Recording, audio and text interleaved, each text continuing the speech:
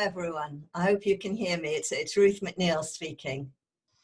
Good morning to you all. Thanks for joining us today, and we hope you enjoy this first in our series of 3 talks by 3 artists who've been chosen to be artists in residence at the Heath Robinson Museum. They've been an enormous asset, brought art to life for us and allowed them to showcase some of their work. It was advantageous on both sides. Charlotte Harker was our first artist in residence when the museum opened in 2016. Charlotte then later was artist in residence at Victoria Park, East London. As some of you will know, Charlotte is a curator, poet and artist, but today talks mainly about her art. Primarily an illustrator working with pencil, pen and ink, her subjects range from landscape to portraits. Many of you will have met Charlotte when she was present for that first year at the museum. She was always happy to have a chat and discuss not just her own drawings, but answer questions people had about their own artistic endeavours. Charlotte will reflect on her collaborations with other artists and poets in terms of the relationship between text and image. One of the ways she interests us as an artist is the way she sees art and poetry working together. Charlotte sees duality in a lot of the world. As she said, drawing demands mindfulness and being present. My landscapes are repositories. They're both a diary and a recollection, and most importantly, they're a reminder to me of the present. I'm sure you, like me, look forward to hearing Charlotte in her own words. So over to you, Charlotte. Thank you, Ruth. When I was trying to sort of think about how I was going to approach this talk, it had occurred to me that given what's happened this year, so I was reflecting on my work that I'd been making over the last few years, and I found myself trying to sort of bring some sort of interpretation to the prints and the drawings that I'd been working on, and this kind of was very consistent with the intuitive approach that I make to my work, that in the sense that the process often comes before the concept or the idea. So what I'm going to do this morning is talk in 3 parts really. The first part is where I'll talk a little bit about my landscapes and the townscapes and buildings I draw, and try and bring some sort of a parallel or interpretation in terms of my own particular narrative. And then I'll talk a little bit about my collaborations with other artists and writers, where the projects that we worked on, we brought together text and image. And then finally, how the collaborative process has sort of affected the kind of work that I make. And in particular, a sort of reference to my time at the Heath Robinson Museum. So the first slide you're looking at is it's an ink drawing, which I did actually make during this year, earlier on this year. And it's based on sketches I made on site and photographs I took many years ago, probably about 15 or 20 years ago. And a lot of my landscape images are made in this way, where I'll be on site, but the actual final pieces of work can often be some time later.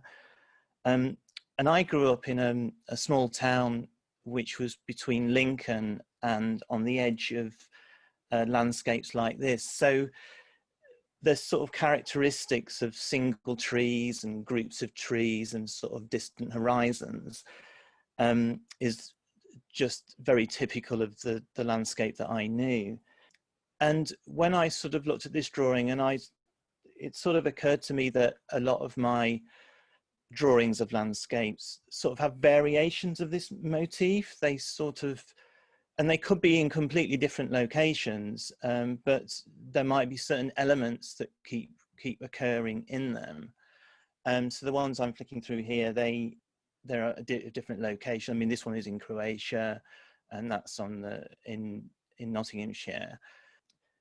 And so they were sort of a bit like, it occurred to me, they were sort of a little bit like indicators of that landscape that was really my first experience of landscape, and it kept reoccurring in different kinds of forms.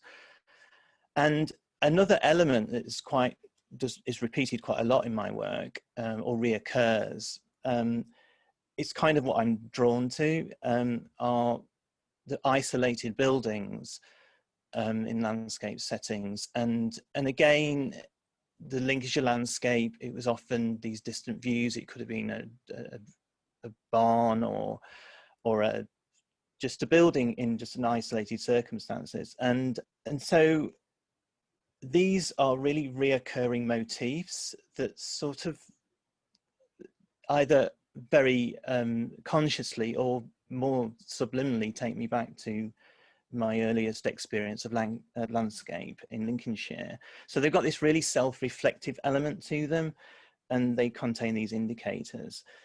But at the same time, it's when I do the drawings, they are you know, a particular record of this one specific view, a particular location and a particular point in time. So my process is really a sort of this convergence between the past and the present. So, you know, these isolated, I mean, this one is actually in County Kerry in rural Ireland.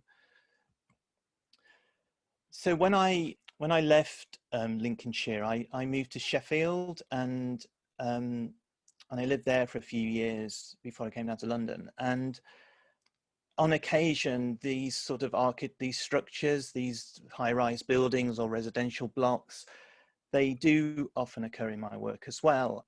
And this one is actually a drawing of an apartment block in the centre of Paris. And I made this drawing a few years after I'd went to visit a friend who was working there. But it's sort of this structure, this slightly brutalist looking structure that is very reminiscent of what is my enduring memory of being in Sheffield. But another element of this particular drawing is, which I'd like to just briefly mention now, which I'll talk a bit later on, is the content in terms of the actual marks that I use. So in this drawing, it's sort of reduced down to two, which is the line and these dense build-up of marks, one describing the architecture and the other describing the natural forms. And this contrast really interests me, but also it sort of takes on this rather fragmented abstract shape as well. And it's also another example of another theme in my work, which is to do with the way in which nature and the built environment intersect. So in terms of my drawings of buildings, there's this other theme, this other strand that's been going through my work a lot.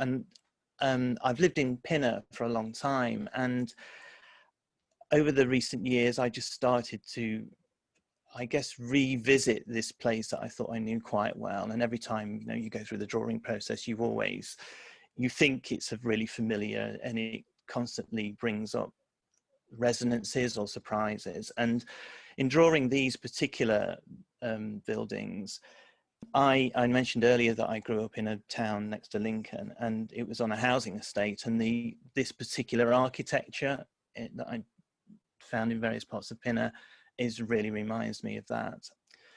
And it's a sort of intimate relationship with my surroundings. And the other thing that kind of really appealed to me about a lot of this, again, this intersection between nature and the man-made, but also the sort of manicured side to it as well, which I just found quite interesting. So what I sort of want to try and draw together in terms of those ideas is that a lot of these viewpoints I've shown you, they are particular viewpoints, a particular point in time. So I don't invent anything. It's drawn from this archive that I have. And I've experienced that place, and I've stood in that place and seen that view. But at the same time, it recognizes that memory is filtered, and drawing has this incredibly transformative process. But it also is when I'm recalling the past and all the associations that come with that at that time in that process of drawing. But at the same time, drawing constantly brings you back to the present moment and the present point in your life. So it's a kind of, to me an interesting dialogue between those different elements. And the other thing about my landscapes is that there aren't any people in them. There's no activity, there's just nothing going on. And I suppose that is largely this conscious choice that I must have been trying to express something else in this, another element in this work. And I think it has a number of things going on there because of that. First of all, there isn't any distracting narrative. It's my personal recollection of this place. But at the same time, it allows the viewer to come in as well and bring their own connections and to bring their own, perhaps something that they might connect with some element of the drawing that might remind them of a certain place or connect with their own recollections and their own narratives. So there's this sort of duality between something being very specific and something being quite open, so they can take on their own life through that kind of interpretation. And it also recognizes that, you know, I think we'd all agree that our sense and experience of place and our memory of place does have quite a profound effect on us. And also in a lot of my drawings, it sort of draws the viewer into sort of incidental detail as well. So in this particular townscape, it was something about, like, for example, the wires which stretch through the drawing that I just found quite an interesting aspect to it. So it could be the position of a window, or it could be like on the left-hand side of the wall coming really near. So these are all things that I sort of reflect on as well. And that sort of takes me on to that a lot of my drawings as well, because of this absence of people, it sort of brings forward how I arrange texture and how I compose them and how I use line. And so in this drawing, which is a building in Spain, in Granada, it's sort of the undrawn area against these really dense marks which describe the setting of the building. And in particular, a lot of those marks which you see in that drawing, I mean, I do a lot of tree drawings as well, and a lot of those marks kind of came from when I looked at a lot of Japanese and Chinese graphic art and woodblock printing and screen printing, so it's kind of reminiscent partly of that. And with this drawing, again, this is also in Granada in southern Spain, it's this sort of tonal variation describing the wall and the side of this building. And the other element, this sense of the absence of people, I'm sort of trying to draw attention that, you know, atmospheres obviously have, the landscapes obviously have atmospheres. They have you know, when we're in a place, it makes you feel a certain way. And I think there are a couple of things going on here, and particularly what's quite interesting in this drawing, this is actually the remains of a 17th century cottage, which was in a really remote area of Ireland where I spent a month-long retreat. And it's sort of so infused with the sense of there was activity here. This was a particular village that I understand had been abandoned in hundreds of years ago. And so you sort of get that sense of that previous activity, which adds to this, how you sort of feel and respond to a space.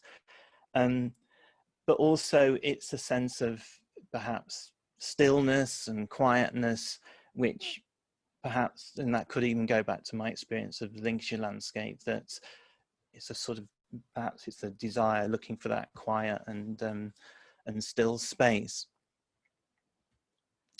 So that's some examples of my landscape drawings and prints, which sort of cover these elements about how we see landscape in many different ways, and how it has this sort of time element to it as well. So what I'd like to talk about next is my collaborations and this sort of exploration of the way text and image relate to each other. And what I'm showing you here is a page from a book of a project called Nowheres, which was when I worked with this poet.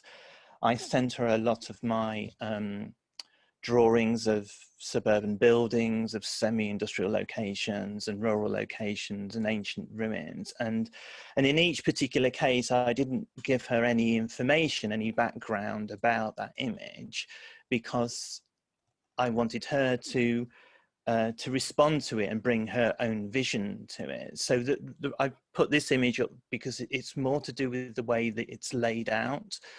And that when we decided to choose the landscape format for the book, but also have the image on one page and the text on another, partly to give them both space, because this kind of relationship, and when we worked on the project, we sort of felt that the text was not there to simply describe the image. It was our own particular vision, so you could see each and read each independently of the other, and it still has layers of meaning, but at the same time we are aware by putting them together that they are there's a sort of responsiveness going on at the same time, hence laying the book out in this particular way.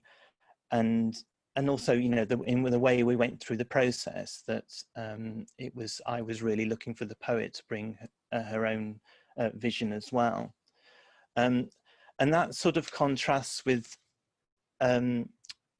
these next few images I'm going to show you. So this was when I was doing my residency at Victoria Park in Hackney. I worked with an artist who worked a lot with text and objects, and what was really, and wordplay, and what was quite interesting is that when we started the project, we sort of decided, you know, we weren't going to sort of explore the history of the park. It's, you know, Victoria Park in East London is a very politically and socially, and it's quite an interesting park for those reasons. And there are lots of monuments to its history, but which is, you know, many people have written about that. And so we wanted to sort of look at the incidental, look at the, you know, what appears to be the mundane or overlooked, and sort of just explore that and scrutinize that. And then by using text and using the image, so my drawings and the artist I work with, her words, bringing those together. And in terms of this relationship between text and image, you can see in these that they rely on each other for it to work, that they are dependent on each other to give this sort of layered meaning about, and the wordplay, and, you know, hopefully the drollness of it sometimes. And as you can see, it's just any incidental little piece of detail. And again, I think for me particularly, it sort of brings out this idea of how drawing can be incredibly transformative, the process of it. No matter what it is, there's just something about the process of drawing that sort of can sometimes kind of elevate things in such a strange way. So particularly like this one, because we walked like every square inch of that park, and in one corner there was these bits of an abandoned playground equipment, and they just looked so odd and so like, what on earth is that? And how, so they'd been left there, and the park staff told us they've just been sort of left there in the corner of the park. And so again, taking it out of context, it takes on these rather unusual meanings. So particularly with my residency in Hackney, obviously I found myself in a new place and an unfamiliar place, and working with an artist, and we knew that with another artist, and we knew that we kind of wanted it to evolve and be organic and develop, and it developed in this particular way. And so that obviously, as you can see, started, and then I started making drawings that I may well you know, never have or made. So this brings me on to when I was at the Heath Robinson Museum, and again I felt that this was also a very collaborative project, that you know, I was getting used to a new space, and it was the early days of the museum, and when I went there, I kind of knew that I was interested in the way Heath Robinson drew, and I liked his, you know, his draftsmanship. But obviously, embarking on something like this, it's, you know, you don't exactly know where the work is going to go, where the ideas are going to sort of develop. which is, as I mentioned earlier, it's more about this sort of process and investigating through drawing and working on developing. It just occurred to me one day in the early stages of how, as we know, how populated Heath Robinson's drawings are, how there's just so much happening in them, and how they're really theatrical. And just even scrutinizing little areas in the drawings, it's just the content, it's dense content if you really look at them.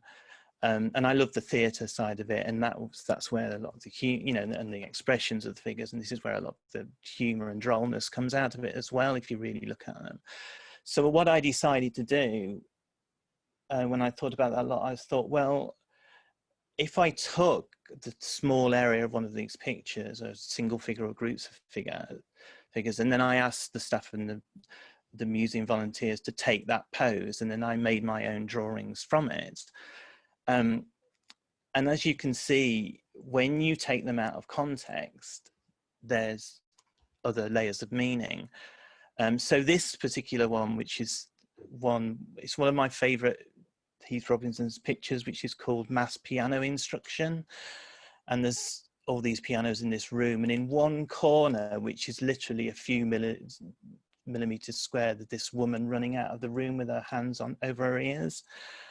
And I just thought, I just have to do this drawing. And so, of course, one of the volunteers did the pose, and this is the drawing. And it's, as you see, it rather takes on a multitude of different meanings when it's out of context.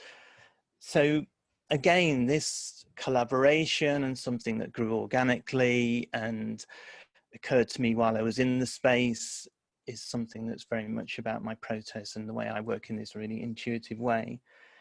And also I think as well that it's sort of, when I was talking to visitors, it's sort of this, I hope that it took them back to the work as well, because, you know, artwork does, you know, demand scrutiny. You need to look at it carefully sometimes. And I think with Heath Robinson's work, it really does repay when you do that, because there are so many layers in it. So yeah, definitely the collaborative process has really been quite a sort of rich experience for me, and has developed new strands in my work, which, I mean, often comes back to drawing, which has always been the core of what I do. But, you know, I know that these things develop, and I've shown you some dry point prints as well, which is another strand. So this is my last slide, which is a colored version of the one that I the image that I began with of the field in Lincolnshire. And this may well be something that I work on in the future, and whether I bring color into the work or not, it really depends on, you know, what I experience. And so it's sort of, in a way, was trying to marry to an extent the marks. So this is a build-up of saw marks and color at the same time. But it remains to be seen, and that's what's so interesting. It is about the process, and it's about the organic nature of the way that I work. So thank you for listening. Charlotte, that was absolutely marvellous. I feel just incredibly privileged in a way that we have such marvellous local artists, and you know, local to Pinner. And I would mention that you and Neil Elder were going to, we as the Friends were going to give a reception for you in June for the launch of your book, And the House Watches On. It's a collaborative book with poems and your illustrations, poems by Neil, illustrations by you, of the house and the museum. And I would recommend it as a Christmas present for anyone. If you haven't seen the book, you can get it from Brooks, and it's a lovely book, particularly for those of us who live in Pinner. The other thing I would mention is that I know, Charlotte, you're going to have a website of your work where you show your prints and people can buy them, and that's coming out mid-November. We will notify the Friends of this when it's available, because I'm sure, having seen some of your pictures, people like me might be well interested in acquiring one or two for themselves at that time. So for the present, many, many thanks, Charlotte. That was a terrific session. And thanks to all of you, friends and others who joined us. And thank you. And carry on illustrating and indeed possibly painting in the future, Charlotte. Thank you. Thank you.